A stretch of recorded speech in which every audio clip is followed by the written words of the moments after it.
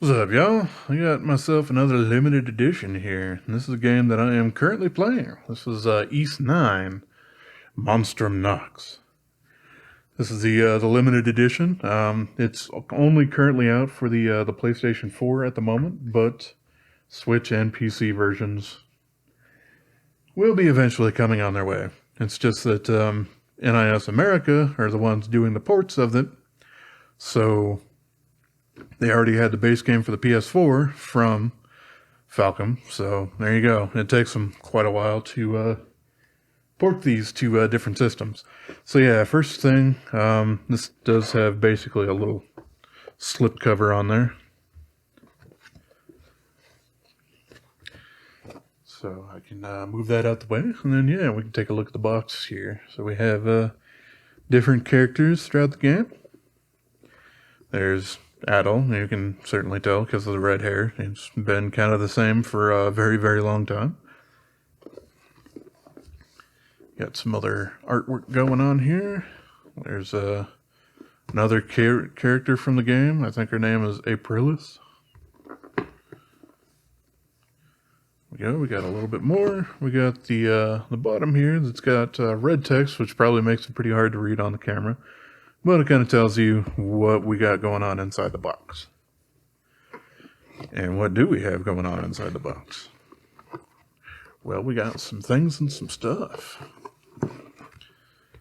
Let's see, the first thing I'm going to grab out here. This is basically a prequel. This is essentially a short story, or as they would probably call it, a light novel, of what happened leading up to this game. If you actually care about the chronological story and everything like that, this one has a little bit between one of the previous games that happened before this, which I think was East 7, and this one here. So this kind of does explain a little bit. I haven't actually read it yet, but I probably should. It's not super long. 77 pages or so. 78, whatever. But yeah, it is nice that they actually included that and had a translation of it. I know for some Falcom games in the past, like some of the Legend of Heroes games, they've actually done drama CDs that were kind of like this, and those had never really come over because no one really wanted to fully re-record any of that, and it wasn't really transcribed in readable format, whereas this is. So, hey, that's neat. Alright, next up we have the Nails in the Coffin. This is the art book, which, yeah, you can see it's not super thick or anything. It is hardbound. It feels a little squishy, so it's got that. It's not super hard cardstock on the inside there. And we have some brass accents and whatnot. Yeah, this contains spoilers, so I'm not really going to go through a whole lot of it since I'm still playing it. But yeah, that's certainly a nice print. Some of the page, you can see the linen binding that they're using there. So yeah, that just tends to happen with these, and you can see the binding there. So not exactly the utmost in quality, but hey, what are you gonna do, right? All right, next up is a little white box. That's just basically a spacer. And then this little guy. This is a box that has a little chibi figure, kind of like a Nendroid. I don't think this is actually from that. It's, yeah, it looks like Waypoint made it. I don't believe they do that. Nendroid stuff, that is. But, yeah, I have already opened them up. So, yeah, this is a little guy right in here. Little ponytail in the back. with the sword and everything like that. Comes with the stand, but you can actually remove it. It'll just be there with the feet and whatnot. I've kind of had that on my shelf.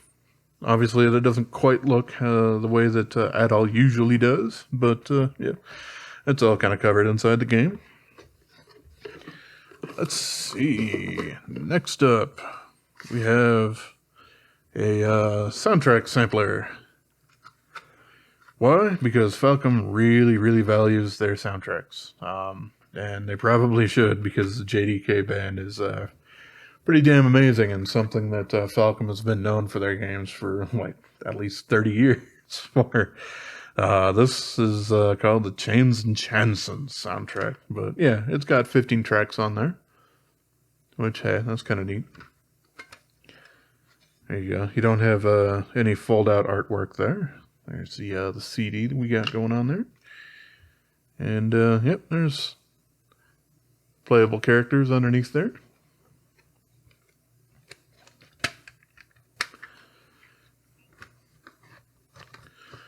So I shall go ahead and put that there. Let's see, what's next? We have wanted posters.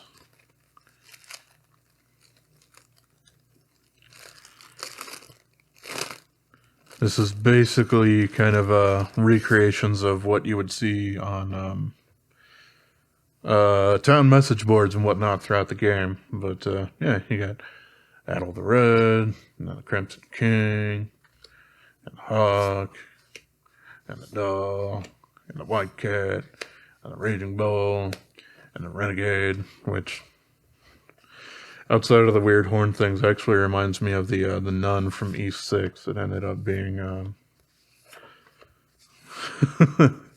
Spoiler alert, she wasn't a nun. It was like a disciple of the very, very bad thing. Whatever. Anyway, and then we got some keychains here. We got the White Cat, we got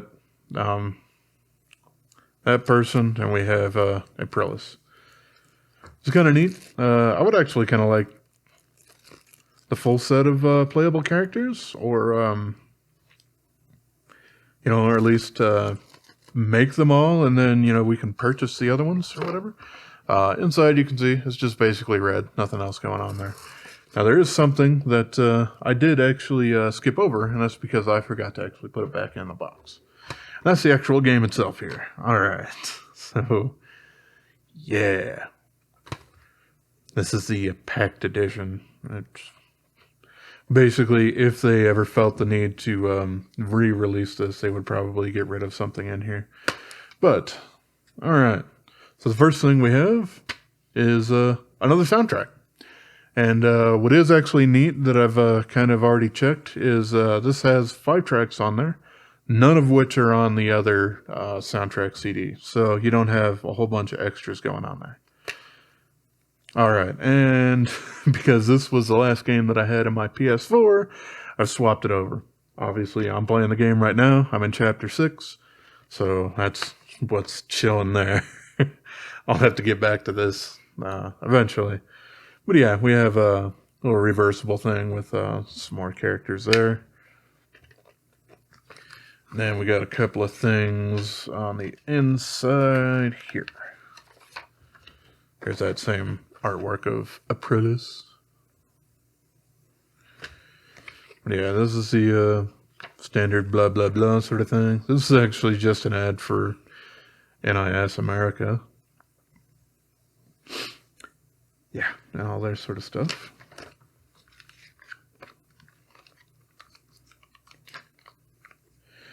Then we got this little thing. This is just basically a little tiny instruction booklet talking about different characters from the game and a couple of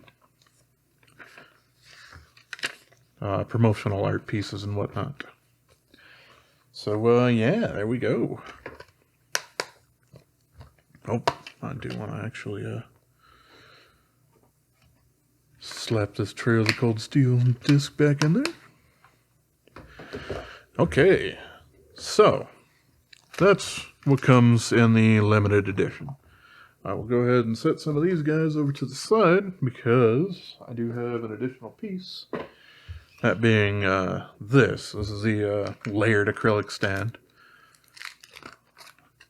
I picked it up at the same time as the game because it wasn't super expensive. It seemed kind of like a neat sort of thing. This thing actually was delayed a little bit, so I actually got the game like a week or so later than was anticipated. But yeah, you can kind of do whatever you want with these guys to set them up there, and you can get a backdrop, and then the forward drop, which would actually be no, I do have them correct there. So you would have that on the front and the cell blocks on the back. So yeah, you can have different characters and then a prellis over here in the front. It was just kind of a neat little acrylic thing. If I remember right, yeah, they do have little plastic peelies on them to make them look super nice and crisp and whatnot. But as I don't currently want to have this set up somewhere, I'm going to leave that on there. But yeah, this was just kind of a little fun additional thing there.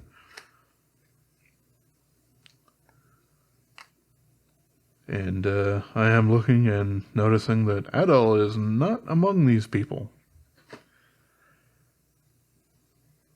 And that kind of maybe makes sense as far as the game goes. Yeah, there you go. There's the information about the peel porn there and how to set all of that stuff up. So yeah, this is, you know, just fun little extra pieces of plastic that I wanted along with the game.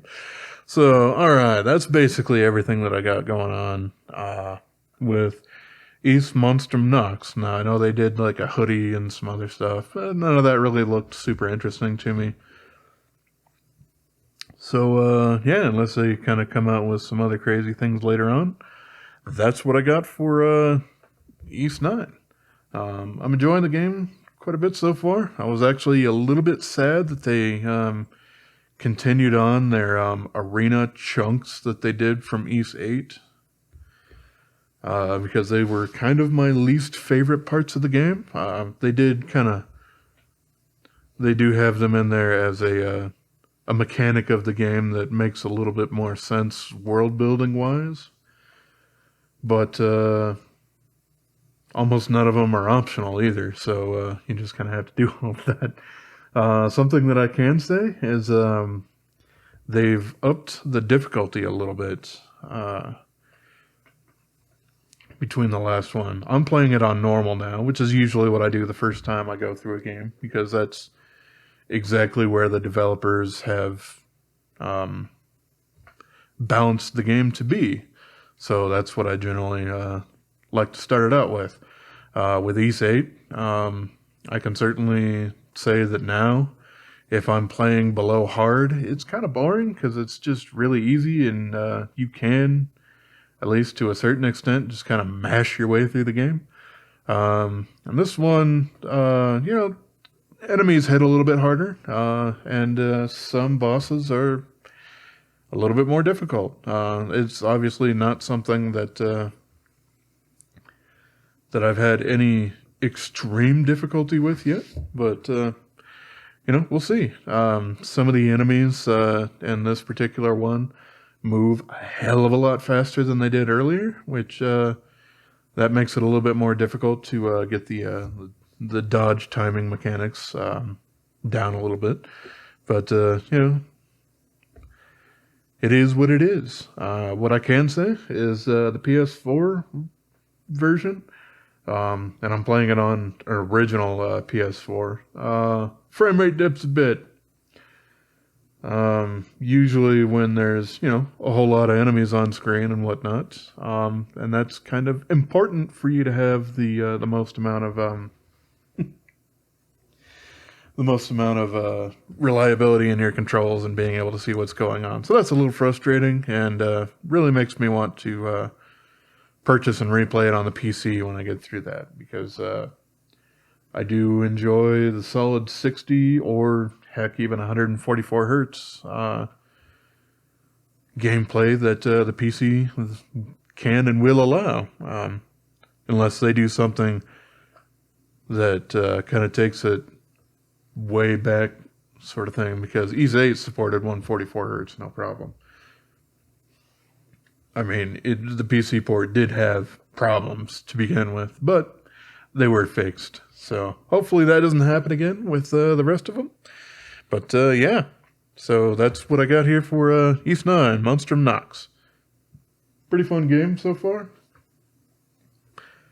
I'm going to be interested to see if they do anything different for the limited edition for the Switch, because I'm pretty sure that they will probably come out with one of those as well.